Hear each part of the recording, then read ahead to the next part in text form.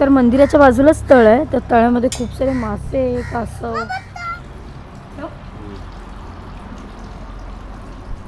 ऊन खूप आहे त्यामुळे काही खाली जात नाही. पण सीन बघितला तर कसला खतरनाक. गुड मॉर्निंग, जय महाराष्ट्र. तर मी 2 दिवसापूर्वीच सांगितलं होतं की आम्ही रत्नागिरीला फिरायला येतोय. सो रात्रीच्या ट्रेननी आम्ही आलोय सुद्धा आणि आता फ्रेश वगैरे झालोय आणि जवळपासच हॉटेल बुक केलं होतं किरणने आणि गाडी पण बुक केली. सो गाडी आणायला गेलाय किरण. आम्ही मस्त असे रेडी झालो आहे आणि आल्यावर जरा आराम पण नाही केला. डायरेक्ट म्हटलं आज भरपूर सारे प्लेस कवर करायचे आहेत त्यामुळे पटकन रेडी झालो होतो. बाहेर जाऊन काहीतरी नाश्ता करतो. मगाशी थोडा इडलीचा नाश्ता केला पण एवढं काय पोट भरलं नाही. तर नाश्ता करून मग पुढचे प्लेस कवर करायला निघू. चला. आणि दाखवायचं झालं तर ही रूम बुक केली आहे. खूप मस्त आणि स्टेशनच्या पासून 7-8 मिनटावरच आम्ही वॉकिंगच आलो. हे बघा इथे सगळं आमचा पसारा पडला आहे. किरणचे गॅजेट वगैरे सगळं इथे. आणि इथे एक ऋषिकाचं बघा काय जीन्सचं लेबल तोडलं आणि खेळती. हाय तर कशाळीला जाताना आपण आलोय झरी विनायक मंदिरच्या इथे आणि एकदम स्वयंभू मंदिर आहे आणि बाहेरचं दृश्य बघितलं तर एकदम भारी आहे. चलो.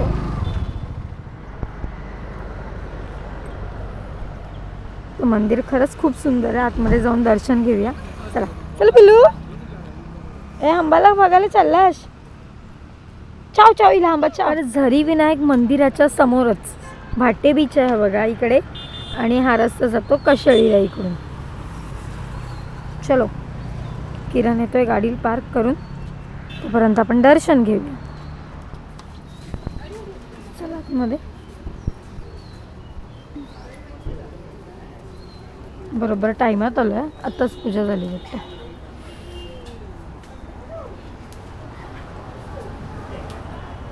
इकडे काय समोर कासवांचं तळ. हां चल बाप्पाचं दर्शन घेऊया पहिलं बाळा. चलो.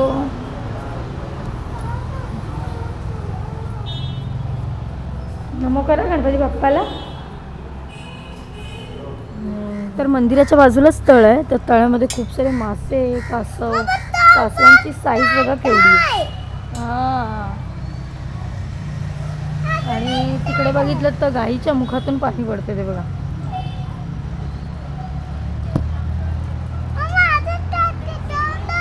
हो हो चलो. तू आतमध्ये जाशील. चल.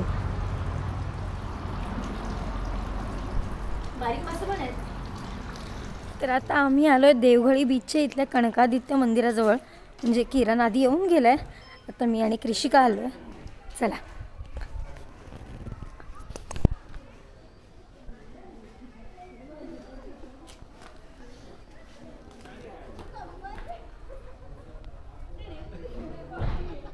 इथे माहिती दिली आहे. सूर्याचे मंत्र दिलेत.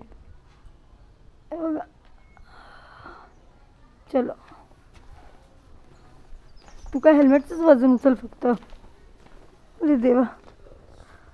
तर पहिल्यांदा इकडे आली आहे मी. कृषिका चप्पल काढ. किरण हिला बघ. हे पाय धुते. तर मंदिरात जायच्या आधी ते पाय धुवायचे असतं.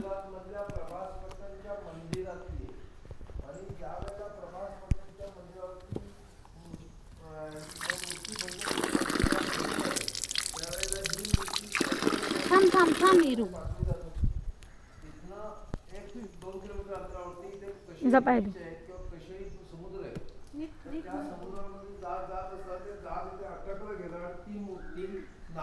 तिथे गुंफा निसर्गलेली त्या गुंफेमध्ये ठेवली आणि नंतर कनका या सूर्योपासिकेने ही मूर्ती इथे आणून स्थापन केली. म्हणून कनकादित्य असं मंदिराचं नाव आहे. कनक म्हणजे सोनं होतं पण सोनं नुसतं सूर्य असं नाहीये. तर मुळामध्ये कनका या त्या सूर्योपासिका बाईचं नाव आहे. त्याच्यावर आपल्या इथे भारतामध्ये आता 3 सूर्य मंदिरं अस्तित्वात आहेत 1000 वर्षापूर्वीची. एक आहे ओरिसा कोणार्क, त्याला जगप्रसिद्ध मंदिर म्हणतात. जे मंदिर जगामध्ये बांधू शकेल असा. दुसरं मंदिर आहे गुजरातमध्ये प्रभासपट्टण आणि तिसरं हे तर त्या ओरिसा कोणार्कच्या मंदिरातही मूर्ती नाहीये. प्रभास पट्टणच्या मंदिरातली मूर्ती ही इथे आहे, त्यामुळे तिथेही मूर्ती नाही. मूर्ती असणारं संपूर्ण भारतातलं एकमेव मंदिर आहे इसवी सन 1191 पूर्वीच. हा रेकॉर्ड आहे, हा भारत सरकारकडेही रेकॉर्ड आहे. नंतर याचा जो उत्सव असतो तो माघ शुद्ध सप्तमी, रथ सप्तमी ते एकादशी असा 5 दिवस इथे उत्सव असतो. सप्तमी, अष्टमी, नवमी, दशमी आणि एकादशी असा 5 दिवस उत्सव असतो. आता विचार, तुम्हाला काय विचारायचं ते विचारा. काही कोणाला काय विचारायचं ते विचारा. आपल्याकडे धुळामध्ये आता थोडंसं तुम्ही सूर्यामध्ये आणि इथे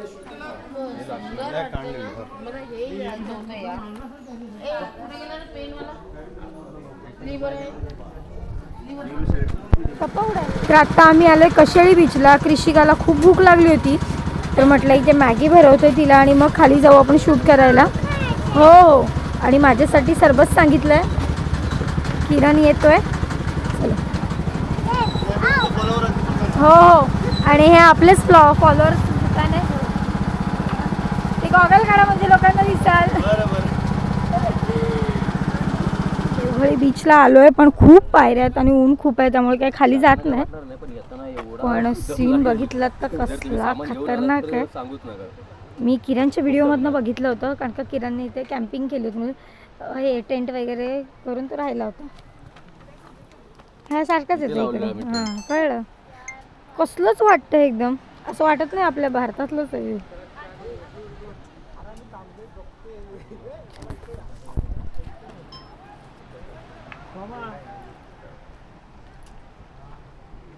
समोर ती गुहा आहे तिथे ती मूर्ती मिळाली. जरा अंधार हे. तर तुम्हाला कशेळी बीचचा आणि झरे विनायक मंदिरचा व्हिडिओ कसा वाटला कमेंटमध्ये नक्की सांगा. भेटू उद्याच्या व्हिडिओमध्ये. चला बाय.